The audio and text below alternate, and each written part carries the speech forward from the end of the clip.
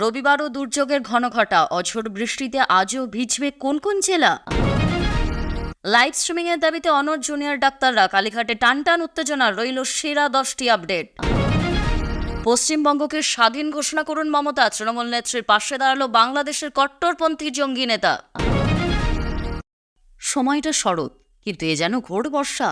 দুর্যোগের জেরে সারা দিন বৃষ্টি বাংলায়। কলকাতার কাছেই রয়েছে গভীর নিম্নচাপ, যার প্রভাবে শনিবার থেকেই ক্রমাগত বৃষ্টি শুরু হয়েছে দক্ষিণবঙ্গের বিস্তীর্ণ এলাকায়।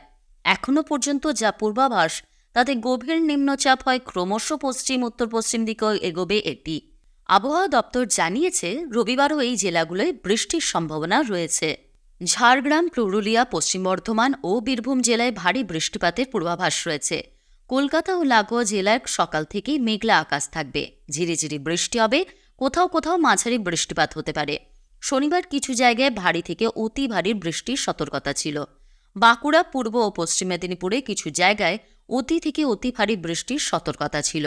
পূর্ব ও পশ্চিম বর্ধমান, পূর্ব মেদিনীপুর, ঝাড়গ্রাম, হুগলি, বীরভূম ও পুরুলিয়ায় কিছু জায়গায় ভারী থেকে অতি ভারী বৃষ্টির পূর্বাভাস ছিল। কলকাতা ও লাগোয়া কিছু জেলায় ভারী বৃষ্টির পূর্বাভাস ছিল। রবিবার গাঙ্গেয় পশ্চিমবঙ্গের বিস্তীর্ণ জেলায় প্রতি ঘণ্টায় 40 থেকে 50 কিলোমিটার বেগে হাওয়া বইতে পারে। রবিবার পর্যন্ত পশ্চিমবঙ্গ উপকূল, ওড়িশা উপকূল এবং উত্তর বঙ্গোপসাগরে মৎস্যজীবীদের না যাওয়ার পরামর্শ দেওয়া হয়েছে।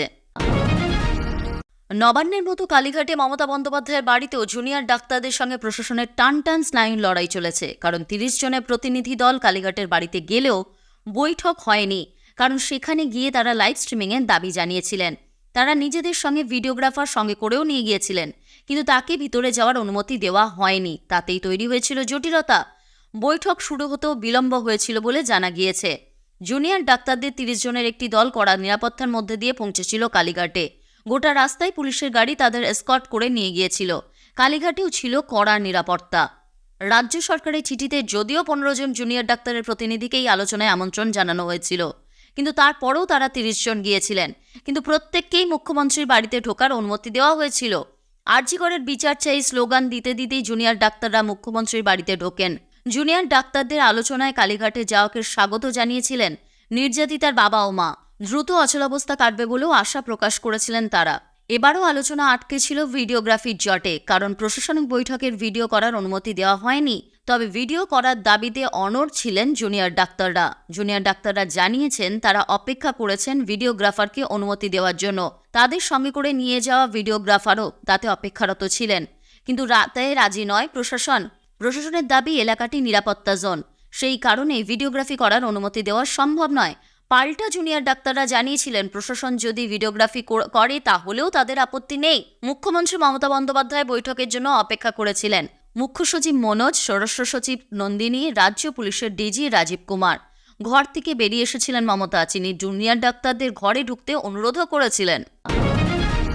মোহাম্মদ ইউনূসের নেতৃত্বে চলা বাংলাদেশের অন্তর্বর্তী সরকার কট্টর ইসলামপন্থী সংগঠন আনসারুল্লাহ বাংলার প্রধান জাসিমউদ্দিন রহমানীকে মুক্তি দিয়েছে। আর মুক্তি পেয়েই এই কট্টরপন্থী নেতা বিতর্ক উস্কে দিয়েছে। তিনি বাংলার মুখ্যমন্ত্রী মমতা বন্দ্যোপাধ্যায়ের কাছে আহ্বান জানিয়েছেন যাতে তিনি নরেন্দ্র মোদীর রাজত্ব থেকে পশ্চিমবঙ্গকে মুক্ত করে স্বাধীন এবং স্বতন্ত্র ঘোষণা করেন।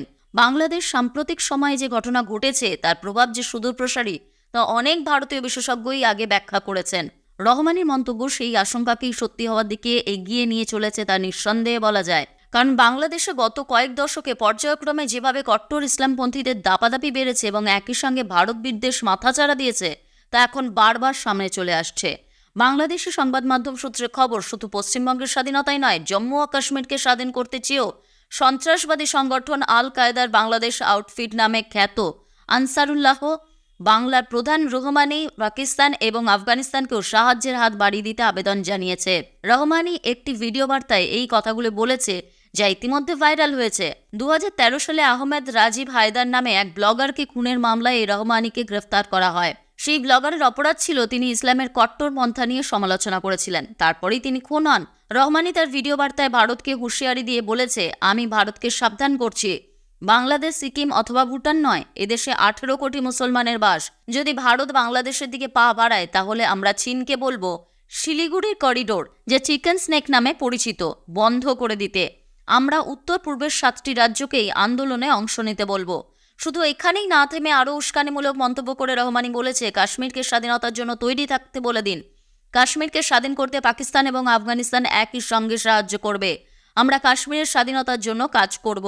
তারপরই বাংলার মুখ্যমন্ত্রী মমতা বন্দ্যোপাধ্যায়ের উদ্দেশ্যে রহমানির উস্কানি, আমরা মমতা বন্দ্যোপাধ্যায়কে বলবো মোদির হাত থেকে পশ্চিমবঙ্গকে মুক্ত করে স্বাধীন এবং স্বতন্ত্র ঘোষণা করার জন্য। একই সঙ্গে খালিস্তানিপন্থীদেরও ভিডিও বার্তায় উস্কানি দিয়েছে এই কট্টরপন্থী ইসলামিক নেতা রহমানি।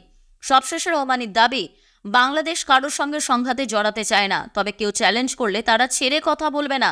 যদি দেশের মধ্যে অশান্তি তৈরির চেষ্টা হয় তাহলে বাংলাদেশের ইসলামকে রক্ষার স্বার্থে সকলে একজোট হয়ে মাঠে নামবেন। খবর আজকের মতো এই পর্যন্তই। ধন্যবাদ।